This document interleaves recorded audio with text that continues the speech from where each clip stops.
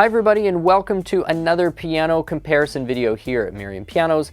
Today we are comparing Yamaha's P45 with the Roland FP10, two absolute titans of the entry-level market, both with tons of fans and lots of potential shoppers all around the world. It's a video that has been requested many times here on the channel, and so we're really glad that we are finally getting to it today. We're going to be covering the action, we're going to be talking about the sound engine, all the features that these two instruments have, so thank you so much for joining us. If it is the first time to the channel, please subscribe. Really love to see you back here at the channel watching more videos, leaving more comments, and just enjoying more content overall. So let's get started on these right away.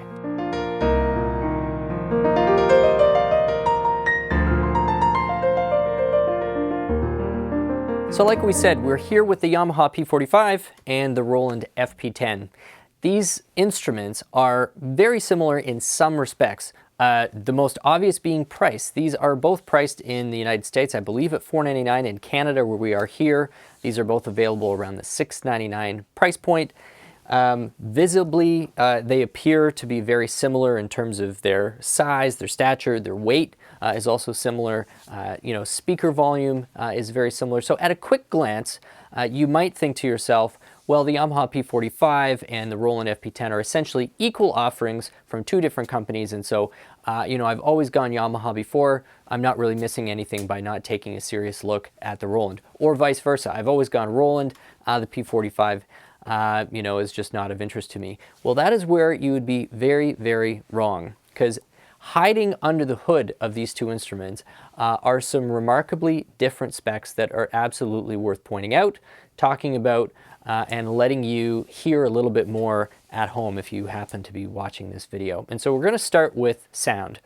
Now, sound has several aspects when we're in a digital piano realm. One of them is, of course, the computer that generates the tone. We often refer to that as the tone generator. And then the second aspect is the onboard speakers, or how the sound is delivered to you through a set of headphones in some cases. Now, we'll mention this at the top of the video, sound is going to be coming to you from these instruments as a direct line out. So I know we often get questions whether we've just simply mic'd the piano, which really wouldn't result in a particularly great representation of the sound, so that's not what we've done. There's direct line out of the P45 through the headphone jack in stereo, and then we've done the same thing on the Roland, going out their mini jack in stereo, and then that's going into an audio interface. Now, you'll also be hearing the sound a little bit through my lapel mic. We leave that live because it gives you a bit of a sense of what the speakers on the piano are actually adding to the sound as well. And so those two things get mixed together. That's what you're hearing at home as you're watching this video. We'll start with the Yamaha first. Now, this instrument is very affordably priced, as is the Roland. And so with that, I guess we always lower our expectations a little bit as professional piano players. But when you immediately sit down at the P45 and start to play,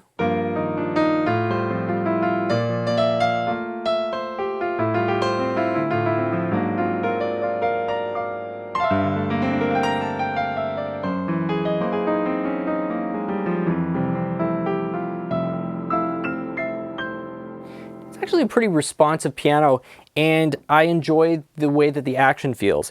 The action is called a GHS action, and it's one of Yamaha's more basic actions, but it really does feel pretty solid. I don't get the sense that it's flimsy. The lateral motion on it is very limited, so it feels like there's a good substance to it.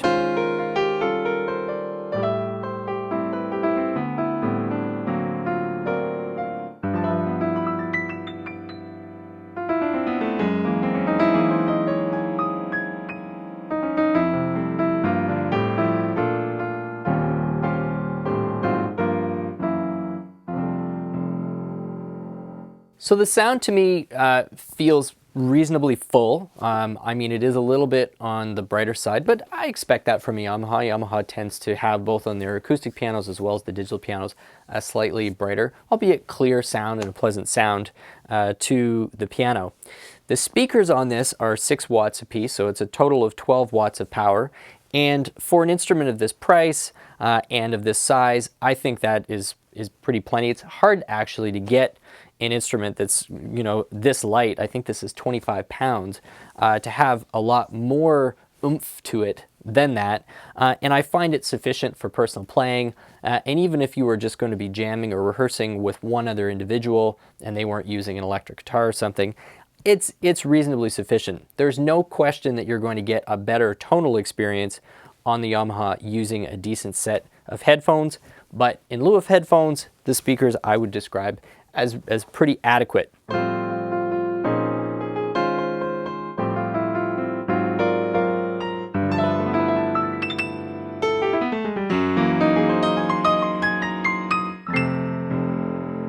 The speakers on the Yamaha are on the bottom, so they are downward facing.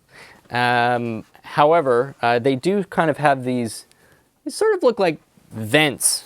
So I don't think there's actually tweeters that are facing up there, but I guess there is a chance that you might be getting a very small amount of, you know, sympathetic resonance or, you know, something floating out of those little vents. But those aren't tweeters. The main speakers are, of course, facing down towards the ground. The Polyphony on the P45 is 64. That's starting to feel a little bit old for a keyboard that's being sold in 2020. That's got to be one of the lowest Polyphony counts of any instrument available on the market. I mean, I know that we are in the lower price range, but when we get to the Roland, you're going to see that that Polyphony is starting to push up. Polyphony, of course, referring to the number of sounds that this instrument can simultaneously produce before it kind of just runs out of juice and it starts to shut some of those sounds down. So 64.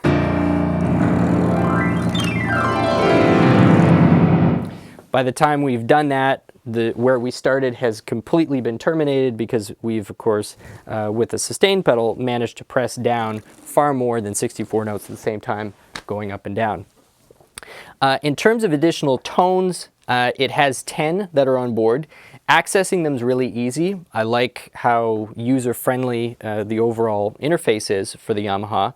You've got grand piano, which is sort of maybe a panic button. If you get onto a sound that you're really not too sure that you like very much, then you can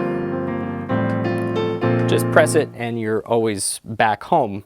If you press and hold it and now press one of these buttons in the, I guess, the lower full octave, C to C octave, that's where you can access those 10 sounds. And there's nice easy labels right on the front. You can see exactly what you're selecting. So grand piano 1 is there. Grand piano 2.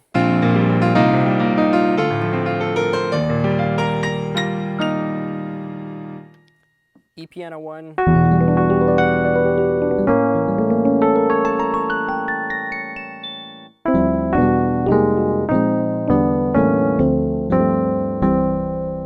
E piano 2.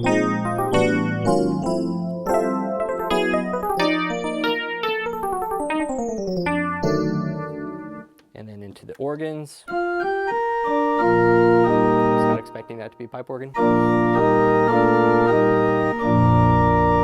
Actually a pretty good pipe organ given the price. Kind of like some 4-foot, 2-foot flutes in there. And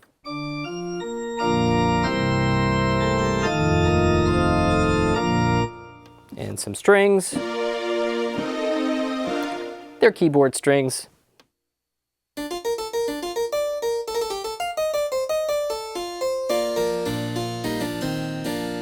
Harpsichord. I think that's just octave doubled, and then vibraphone finally.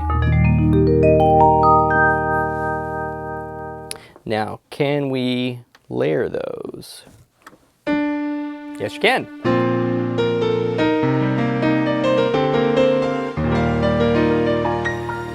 And that function is available through the universal unspoken law of try what you think is going to work button commands on keyboards, which is press 2 things down at once. Chances are you get 2 things happening at the same time. Press piano and strings down, and you hear piano and strings.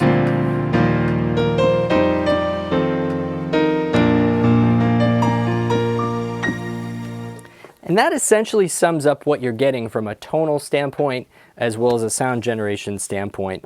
It's a fairly simple tone generator on the Yamaha. but it feels pretty sensitive to me. It doesn't feel, it doesn't sound cheap. The piano renders quite well. It is a sample bass. And a decent selection of tones, 10 tones to suit, a reasonably diverse set of situations. But as a personal practice keyboard, pretty good. Let's now move over to the Roland. And this is where, if you're a Yamaha person and you really have never thought of a need to look outside of the Yamaha lane for a product, this particular matchup should give you some pause. This is a really, well, I try and be as objective in these reviews as possible, but to be honest, the FP10 kind of just blows the P45 away in virtually every respect. And so let's start with the tone. On the sound front, we've got a polyphony of 96 versus 64. So even just that difference, I guess, gives the Roland a bit of an edge, especially if you're going to be doing some layering. But what it also generally is indicative of is also a much more complex tone generator, because when you hear and you listen to the piano tone coming out of the Roland,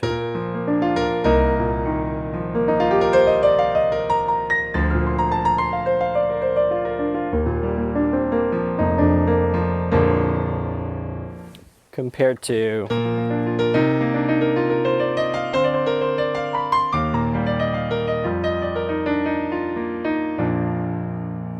I'm hearing just a simpler waveform. There's less complexity, there's less upper harmonics happening.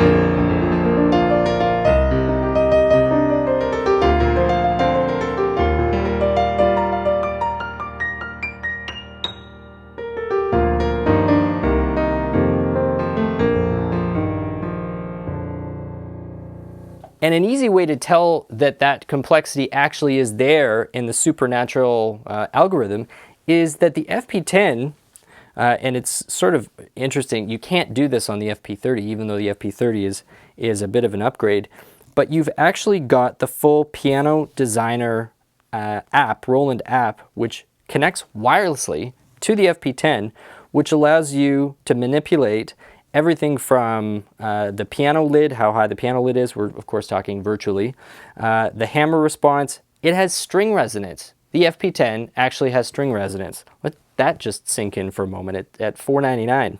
Damper resonance, key touch, key off resonance, ambience and brilliance, which is kind of Roland's, yeah, that's sort of like EQ and reverb, but they've chosen to call it ambience and brilliance.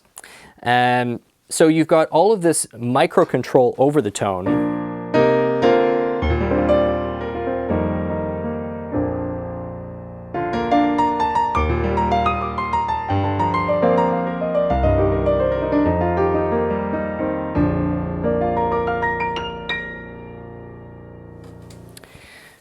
So I think objectively you can argue that there's just more tech going on there behind the piano tone itself. But then we get into the quantity of tones, and instead of 10, as long as you're using the Piano Partner app wirelessly, this jumps up to 38 or 36. And so we've got 4 different acoustic pianos, harpsichord, ragtime piano, you've got a bunch of E pianos, and then you've got 22 other voices, such as the jazz organ, church organ, accordion. And it's hard to find a weak link in any of those patches. There's really not a lot of deadwood there. That's the grand piano 1.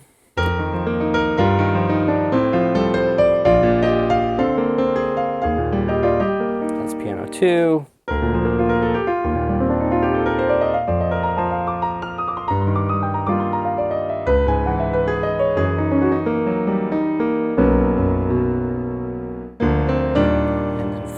Ragtime.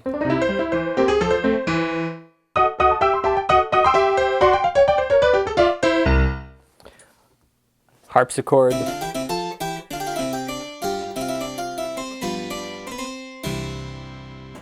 And then some really nice E piano stuff too.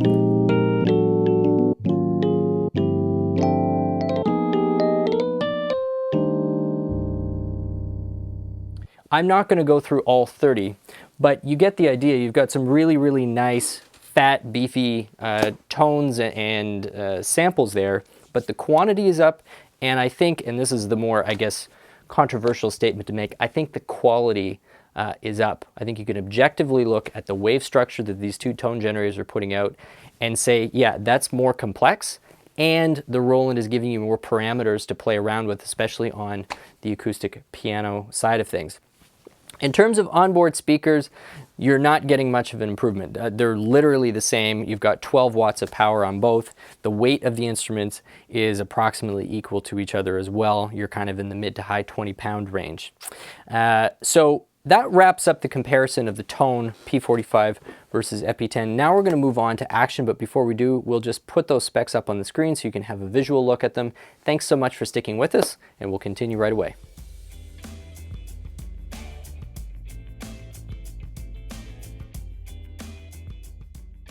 Now let's talk about action, because if you are a parent or you're a teacher and you're just trying to stay up to date with what's out in the marketplace, action's a really big deal because that's going to have a direct impact on just how your muscles develop and how your sense of touch and sensitivity as a young player develop.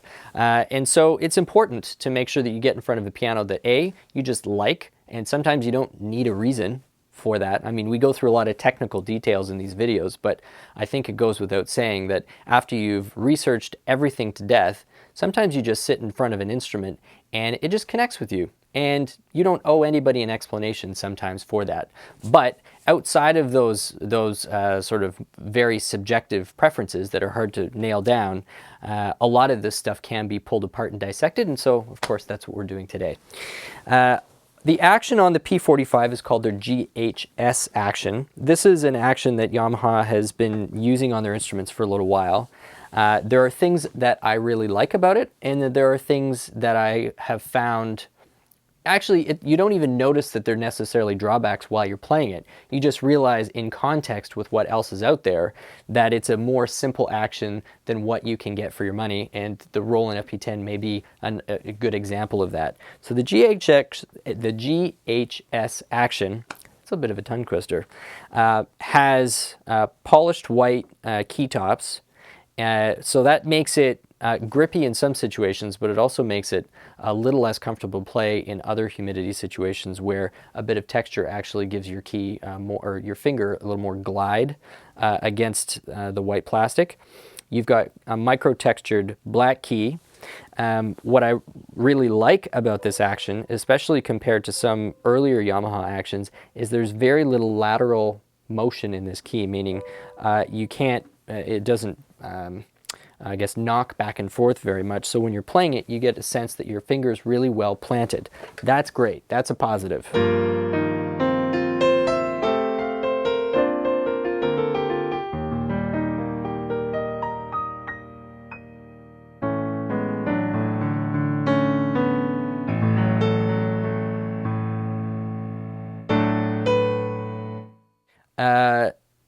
It's missing escapement, which for somebody who has never played piano before is going to be a non-factor. But if you are using this as a practice instrument and going back and forth between it and an acoustic, say at a teacher's house, or maybe you are spending time in two different homes, one has an acoustic, one has a digital, it would be a little more helpful, generally speaking, to have both instruments with escapement, because your finger gets used to that extra little hit or extra little click on the way down, and it increases your sense of control.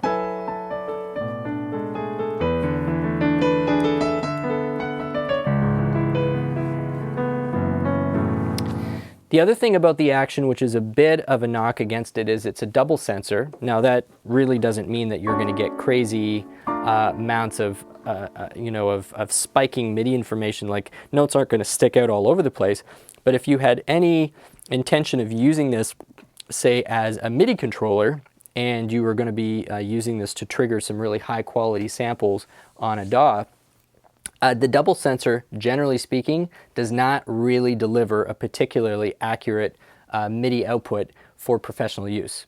So I'm talking to a small sliver of people who might be looking at this and considering that as relevant to them, but it's worth mentioning anyway.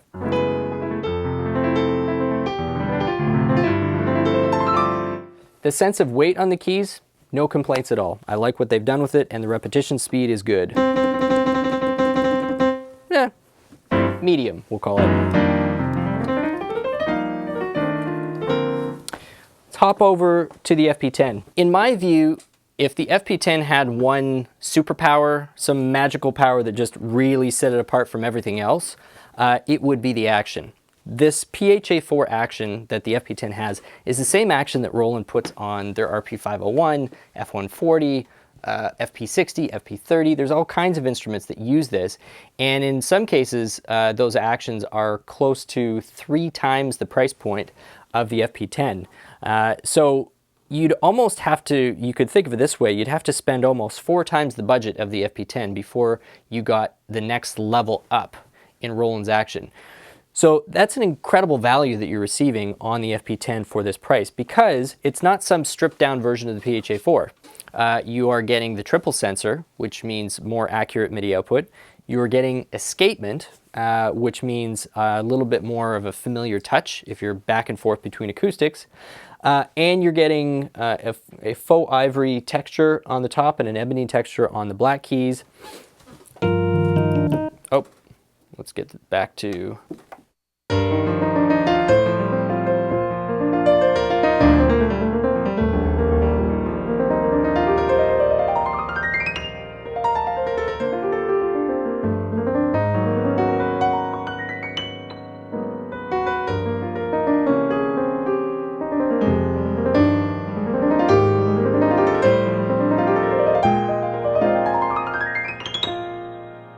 It's just really, really nice to play. It's very, very comfortable. Mechanically, because of that added complexity that you're getting in it, with all the sound turned off, you are going to notice that the FP10 has a slightly louder mechanic to it than the Yamaha. And that's just a byproduct of it being a slightly more complex action, generally speaking. But besides that, it's really lovely to play. And in my view, somebody who is focused on the pianistic elements of the instrument is, if you were giving these an equal shake and you were removing all brand bias, the FP10 in my view is going to be a more realistic touch.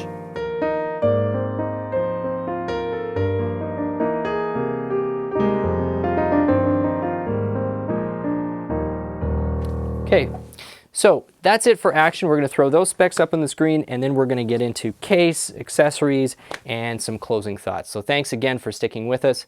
We'll be back in just a second.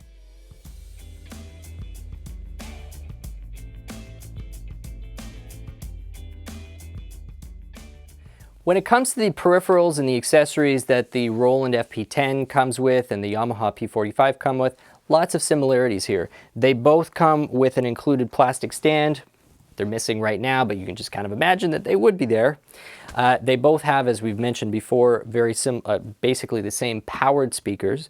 They both come with an available matching stand. You can see on the Yamaha, we've got this on an X stand right now. The Roland, we do have the included stand. Neither one of these is available with a triple pedal. And as a I wish both of these companies would find a way to include their more expensive, heavier digital piano pedals with the stock option. I get that they are both fighting for a lower price point, and those sustain pedals can be pretty expensive. So my advice is, regardless of which one you choose, the P45 or the FP10, invest the extra $70, $80 and get their respective companies' upgraded damper pedals. It's so worth it. Otherwise, you're dealing with those little piece of plastic pedals. They're annoying. As you know, one commenter made the good point, it's probably just going to wind up at the bottom of the ocean. Nobody wants that. So best to get a digital or a sustain pedal that you're going to love to use, and most importantly, that you can use for years and years and years. Besides that, we get into differences.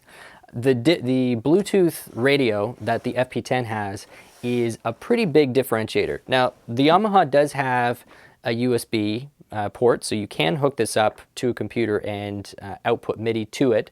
And Yamaha, I believe, has some matching applications as well, which can sort of expand some basic functionality on the P45. But the wireless tech is really quite handy. I mean, it just reduces any kind of hesitancy that you might have to bring out your device, your iPad or your phone, and use it. So I find that the easier something is to use as a peripheral, the more likely you are to use it. And I think that's probably true in virtually all cases. And then finally, the audio ports. Neither one of these instruments has official audio line outs. They both are equipped with headphone jacks. On the Roland, you've got a stereo mini port, which can be used as a line out if you've got, you know, a basic adapter for it. On the Yamaha, you've got a stereo 1/4 inch out.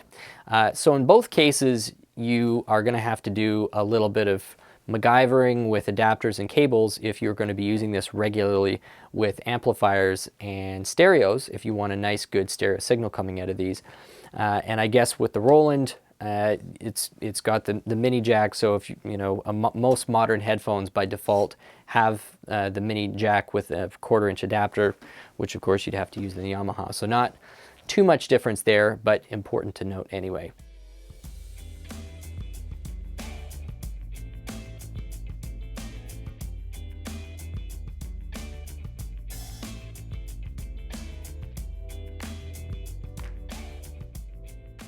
Some general thoughts and conclusions on these two instruments. First of all, you may just have a subjective preference between the tone of a Yamaha or the tone of a Roland. And as I mentioned earlier in the review, there's nothing invalid about that. There's a lot of personal preference that goes into choosing an instrument. Ultimately, you need to have something that's going to inspire you to play. That is number one priority anytime you're choosing anything. So no reason that doesn't apply here. But beyond that, I would say this. If you are somebody who has always traditionally gone Yamaha, either because you've had a good experience in the past or your perception is that they just make really, really great product, I don't think the P45 is going to disappoint in that respect. But if nothing else, you know, let me in this video point you towards doing a little more research into an instrument like the Roland FP10, because for exactly the same price, in my view, you're getting an instrument with a more advanced action, a more complex and realistic piano tone, and the convenience of a Bluetooth radio. So kind of three big deals to me in terms of the usability and the fun factor with what digital pianos are capable of these days.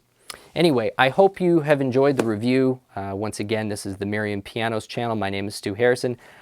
Please subscribe if you haven't already, and hopefully we'll see you back for more videos in the future. Thanks so much and have a great day.